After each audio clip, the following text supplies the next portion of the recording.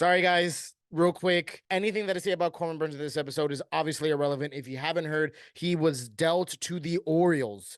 So everything I said about Corbin Burns in this episode is irrelevant. If you want to hear my take and my initial reaction on Corbin Burns being dealt, I posted that last night. So go ahead and check that on the channel. Subscribe while you're at it. But also stay tuned for this episode because you're not going to want to miss it.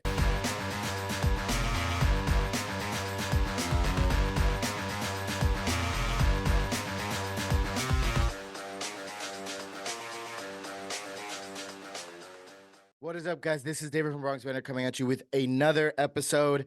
Sorry again, guys, for the delay. If you saw with the last episode, I did have to shave my beard. I had to shave for my new job. I work in the medical field now, so for a mask fitting, I had to shave my beard. But I will be growing it back out, as you can tell, trying to grow it back out as soon as possible. So bear with me as we wait for my beard to grow back quickly. Now, another thing we're waiting on from the Yankees is a move. Now, a source from the National League executives told MLB.com insider Mark Feinsand on January 27th that there's one more move up his sleeve. And his sleeve is referring to Brian Cashman's. One more move up his sleeve. So what could this move be? And this is kind of where I wanted to look at, we know in the past that Brian Cashman has come out and has had, especially using the word up his sleeve, has had interesting moves that at the moment we don't see where the value of it comes from, but then it comes out to be a sneakily solid move. That's obviously usually on the bullpen side. Didn't work out too well when he made a move for IKF. I mean, he served his purpose. He did great, and I'll miss you, IKF. But then in the package alongside that was Josh Donaldson. So reading this, seeing that he has one more move up his sleeve, I'm leaning more towards a trade rather than a signing. It could be a signing, though. Someone that we haven't mentioned too much that is still available out there that can be solid in the back end of a rotation is Michael Lorenzen. Did throw a no-hitter last year, did have decent numbers last year as well, and served a strong purpose in the Phillies rotation and even bullpen in the playoffs last year.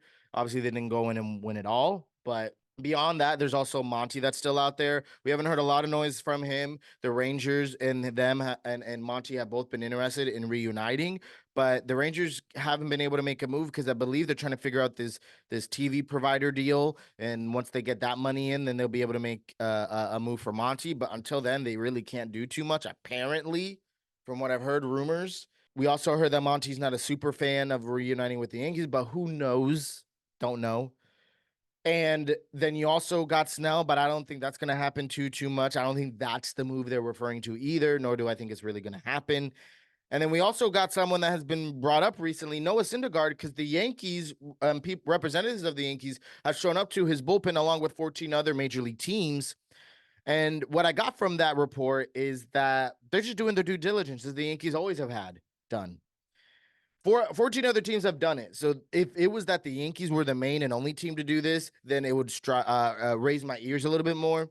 But hearing that the other half of the Major League Baseball have done the same in terms of reporting and seeing a bullpen session from Noah Syndergaard, it doesn't ring too much of bells or doesn't make me too excited, along with just it's been too many years apart from when Noah Syndergaard has figured it out. Too many years apart. Noah Syndergaard used to be Thor, lights out, amazing. Then he's been struggling. He kind of almost figured out with the Dodgers, and it showed glimpses that maybe with the right organization, he could revive himself. But I personally don't think he's going to go back to form. I personally don't think there's a huge value in getting someone like him other than for depth. So even this move doesn't make me too excited. This could be the move that they're referring to up their sleeve, because at the end of the day, I've been seeing reports coming out and saying that Brian Cashman has one big move. Let me clarify. The actual main report says that he has one more move. It doesn't mean it's big. It doesn't mean it's little, but he has one more move. And I'm leaning towards it's going to be a normal, simple move that the Yankees always do, whether it's bringing in a relief pitcher that nobody knows or signing a relief pitcher or bringing in a player here or there. I don't think the Yankees are going to be making any more large major moves this offseason. At the absolute most, like I mentioned before, they're in a negotiation tactic right now, I believe, with Blake Snell. They said they're out, but I believe it's a part of the negotiations. Even then, I don't think they're going to land Snell despite all this. But if there's any deal happening that's somewhat major, it's going to be that deal. And even then, I don't think it's really going to happen. So I think the Yankees are done making those big moves. We've made a solid amount of big moves, I will say. Doesn't mean that we're 100% set for the World Series, but we have made a big amount of moves. I think our next strike is going to be in the trade deadline if we notice that our offers aren't coming in right now in the offseason. I think the Yankees are going to wait it out. They've shown they've waited it out in the past before. They've came out and said that they've wanted guys for Alex Verdugo for a while, and then they finally cashed in. Same thing with Juan Soto. They said they wanted Juan Soto, I think, about a year and a half ago at the trade deadline, and here they are now getting him. So the Yankees have shown histories of them coming out and saying that they have waited for certain players on the right price. So I feel like the Yankees are doing the same. They have their eyes on players like Dylan Cease. They have their eyes on players like Corbin Burns. They have balked at the idea at what that package will look like right now. So maybe they're waiting at the trade deadline to figure out what that's going to look like. Same thing with Shane Bieber. They could still go out and get Shane Bieber. Who knows? It would be a huge splash if they go out and get Emmanuel Clase and Bieber, and I would absolutely love that. That would do so much for me. Honestly, that would do more than getting someone like Snell for me personally. And I know the Guardians, I did a little bit of research. I'm not a Guardians fan or stan or don't know too much of the insides of there, but they really only have one prospect that's coming up that can play a shortstop for them that seems like a viable option, but is not guaranteed. He's not going to be someone that's going to be lights out for them either. They're looking for someone that can provide a better bat as they need in their whole organization to support Jose Ramirez.